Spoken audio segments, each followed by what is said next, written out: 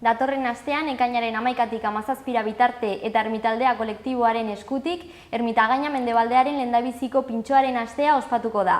Mikel Urabaienek kontatuko digu. Arratsaldeon. Arratsaldeon eta mila esker gonbidatu izanagatik. Mila esker etortzeagatik. Beno, konta iguzu, lehendabiziko edizioa orduan.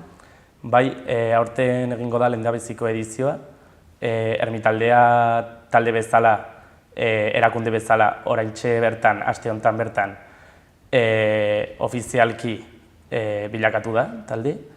Eta orduan antolatu dugu asteko lehenengo pintxoaren astea, ez? Orain arte ez da inoiz egin hori auzo hauetan, Ermitagaina eta Mendebalde auzotan. Eta espero dugu jende asko etortzea eta ondo pasatzea. Eta nork hartzen du parte? Ermitaldea berez, Ermitagaina eta Mendebaldea inguruan sortu zen bertako bizilagunen ideia bat bezala, baino gero Iruñerriko Iruñeko beste auzotako jendea sartu da, laguntza bat zutelako, adibidez ni Iturramakoa naiz, ez naiz Mendebaldeakoa, ez da Ermitagainakoa ere. Eta horiek dira parte hartzaileak, ez antolatzaileak, baino gero adibidez gauza honetan antolatu dugun pintxoaren astean,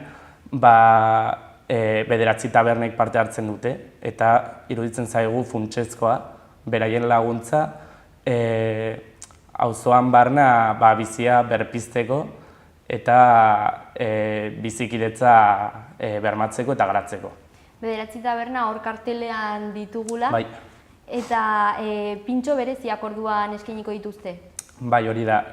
Aste honetarako tabernaz taberna joan gara kideok, eta eskatu dieguna izan da pintxo berezi bat prestatzeko, taberna bakoitzak bat, orduan pentsatu dute, eta gero, bigarren aldiz eitzerakoan, esan digute pintxoaren izena, eta zer eskainiko duten, eta benetan pintxo oso goxoak egingo dira, orduan animatu, zen gainera, €50 uste dut dela prezioa, eta nik uste dut merezi duela. Orduan hori bakoitzak pintxo berezi bat? Bai, bakoitzak pintxo berezi bat, eta gero kontsumitzaileak probatu, eta dastatu ondoren bozkatu ditzazkete pintxoak, eta handik hoberen aterako da, eta hori da ez daukan gauza. Alde batetik probatzea eta gero baita ere joko hori, ez. Eta nola sortu zen ekimena, bizitasuna sustatzeko esan duzu lehen, eta, konta eguzu?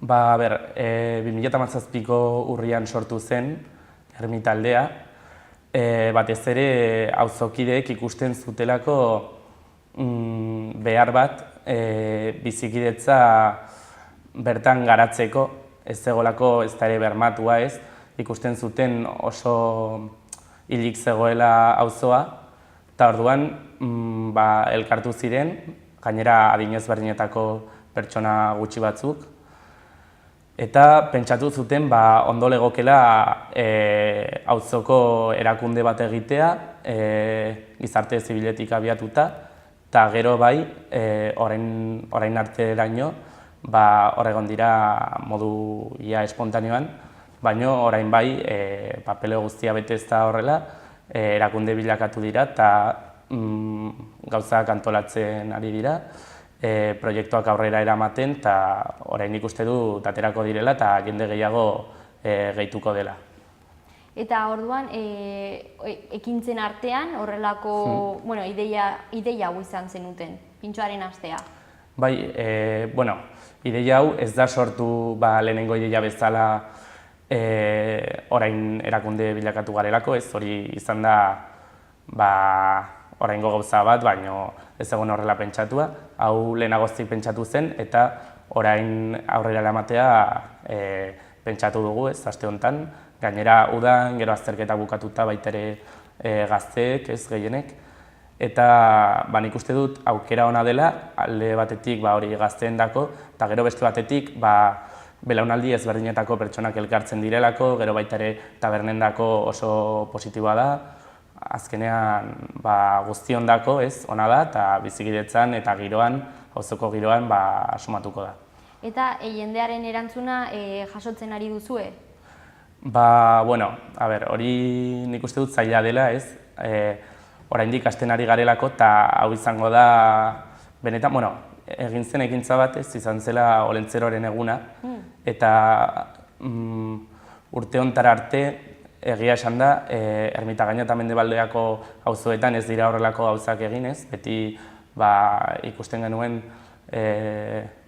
girontan mugitzen den jendea, ez alde zaharrera joan behar zela, edo bestela inguruko auzoetara bizikidetza egiteko eta sozializatzeko, eta orduan, adibidez, Donibanera edo...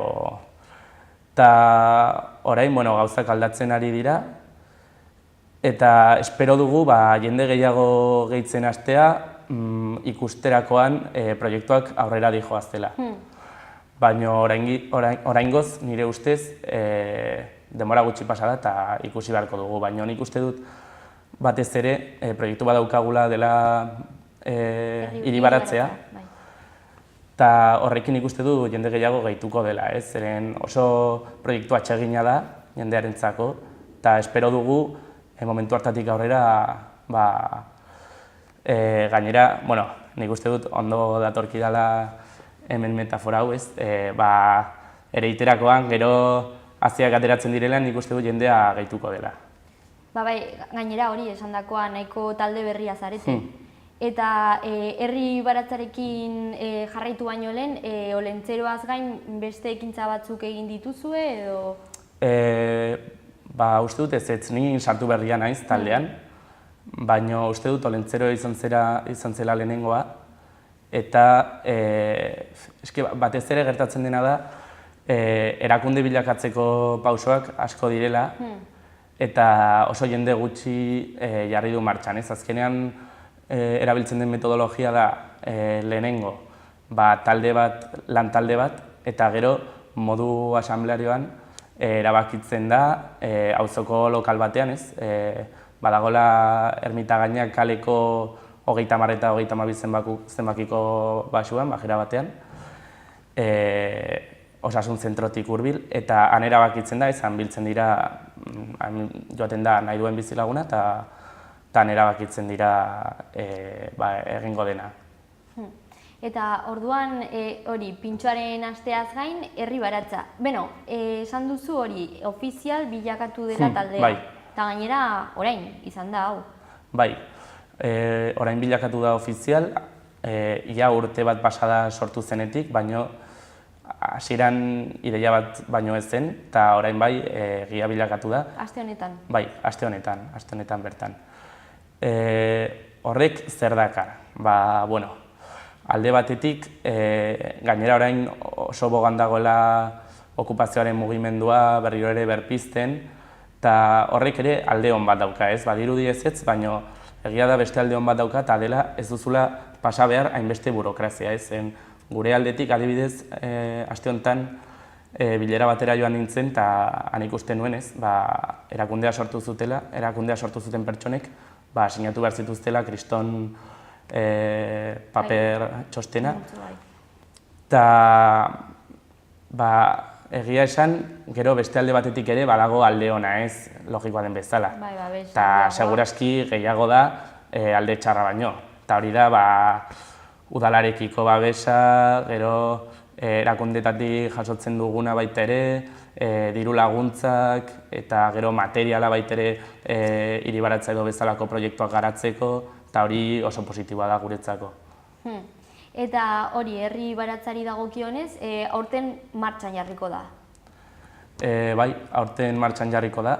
Proiektua hasieratik pentsatuta zegoen, baino amets bat bezala, ez? Erakunde txiki batentzako.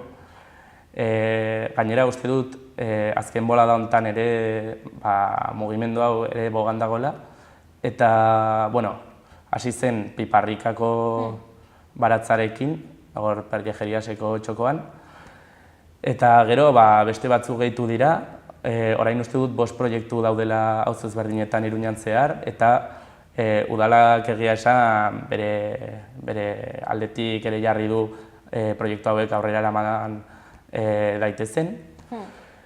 Eta mendebaldean zehazki egongo da liburutegiaren ondoan. Gainera hor egia esan, bai pixko bat aldenduta dago, baina beste aldetik ere gaztea joaten dira eta nik uste dut interes handiko ekintza bat izan daitekeela bertan parte hartzea. Eta ezagutzen ez dutenentzat, ze piparrika ere urte bat darama, zertan datza herri baratza bat? Bueno, herri baratza bat ez dugu inoren engainatuko, ez du dirurik ematen eta ez ditugu produktu asko sortzen, egia esan da. Aurreko aste honetan izan dela alternatiben herria, egon ginen piparrikako baratzean hizketan, eta bertakoek esan zigutena izan zen hori, azkenean zerbait simbolikoa dela. Egia da, geroan adibidez afariak edo bazkariak antolatzen dituztela bizilagunek, baina azken finean hori zerbait simbolikoa da egunerokotasunetik alde egiteko, eta kontatu ziguten adibidez, bazen bi bizilagun zeudela Jarauta kalean bizitzen, eta beraien atariak ondoan zeudela.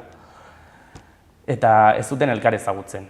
Orduan, guretzat oso garrantzitsua da adin ezberdinetako jendea, edo adin berdinekoa eta agian ez direla ezagutzen, elkar ezagutzea eta esan dudan moduan bizikidetza garatzen joatea gutxinaka.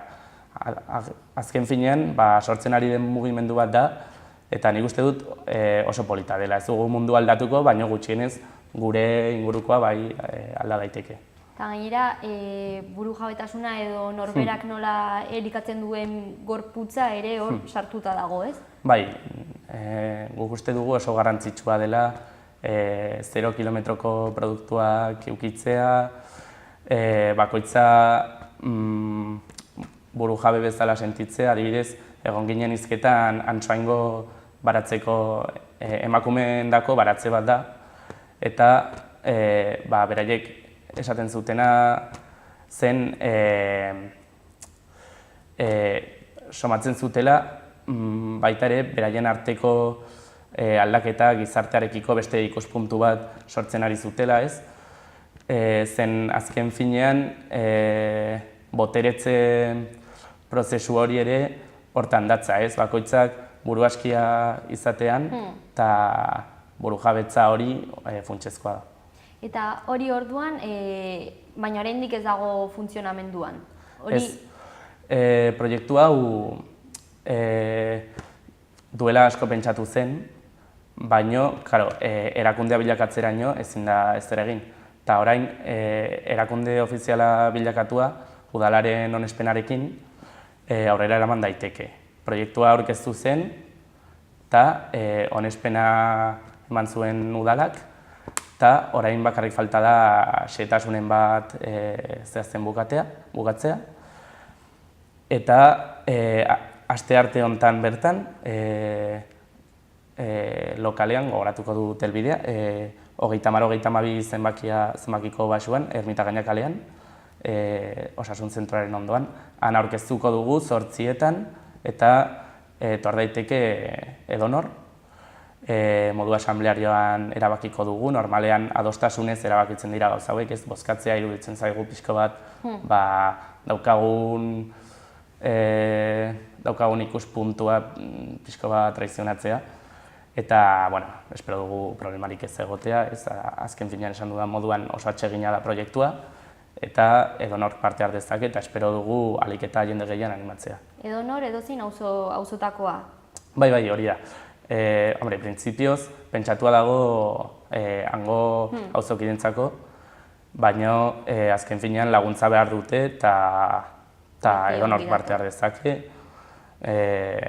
Gero, han ere egiten duguna eta handik ateratakoa, seguraski ez du emango pertsona guztien dako. Baina esan dudan moduan bada zerbait gure ikuspuntuaren arabera simbolikoa eta hori egunerokotasunetik, prisa horietatik eta hortatik guztitik alde egiteko. Eta gainera, hori, asteartean aurkezpen horretan parte hartzeaz gain, ere, taberna hauetako batetik pasa daitezke, pintxo bat hartu, ez? Oso giro ona egongo dela auzoan. Bai, gainera pentsatzen dugu, hau aproposa dela belaunaldi ezberdinetako pertsonak elkartzeko. Guretzako hori helburu garrantzitsuenetakoa da, ez? Zeren askotan ikusten dugu hori oso bananduta dagoela eta gurea bezalako beste elkarte askok sortzen dutena da, agian moduren batean, ez, intentzionarekin, baino moduren batean ere belaunaldiak aldentzea, ez? Normalean antolatzen dena dira batez ere jaiak, eta jaiak azkenean gazteendako pentsatua daude, eta alde batera uzten dira pertsona helduak, eta hemen pentsatu duguna da oso aproposa dela, orain ere gainera Donibanen egin da, eta jendea animatu egin da, eta pentsatzen dugu oso aproposa dela, baita ere tabernendako, ez? Eta beraien gandik ere gure aldetik laguntza pixko bat etorkizunari begira lortzeko. Eta prestakuntzei dagokienez, lehendabiziko edizioa izanik nolakoa izan da? Bueno, azkenean erabiltzen dugu metodologia, esan dudan moduan, lantalde bat sortzea da, eta gero handik aurrera pixko bat erabakiak hartzea. Orduan, oraindik ez dakigu oso ondo nola joango denez, zeren prestatu dute jende kopuru gutxi baten artean, eta, ez dakigu oraindik. Tabernek ongi hartu dut ekimena hori, eta, orokorrean, esan duzu guztientzat onuragarria dela. Bai, onuragarria da guztiontzat, eta ikusi dugu moduan 9 taberna gehitu dira proposamen hontara, eta nik uste nahiko taberna direla, batez ere Mendebaldea eta Ermitagaina auzoei buruz hitz egiten ari garelako, eta ez dira auzo handiak, ez dago tabernetara ateratzeko kultura hori, eta ondo hartu dute, banatu zaie bozkatzeko urna batzuk, banatu zezkie, eta nik uste dut gero bakoitzak prestatu du pintxo ezberdin bat, oso pentsatua, orokorrean ongi bai. Bai, ongi joateko hor osagai guztiak ditu. Bai, bakoitzak prestatu du bat, gainera oso originalak, ingrediente desberdin askorekin, eta nik uste dut aukera polita izango dela. Eta gero, nun kontsultatu dezakegu bai kartela eta baita gainontzeko, antolatzen dituzuen gainontzeko ekintzak ere? Bai, Twitterren bidez begiratu daiteke dena, ermitaldea, @ermitaldea.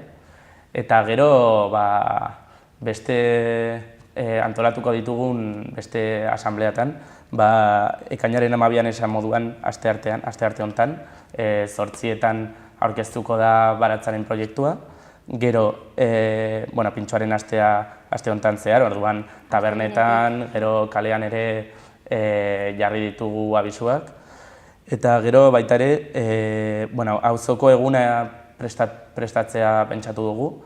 Jarri dugun data da irailaren 29a, eta aurkeztuko dugu ekainaren 20an. Ekainaren 20an, 7:30 baita ere Ermitagaina kalean, 30-32 zenbakian. Oso ongi, Mikel. Eskerrik asko etortzeagatik. Bale, zuei. Eta ikusiko gara. Bale, berdin. Ongi izan.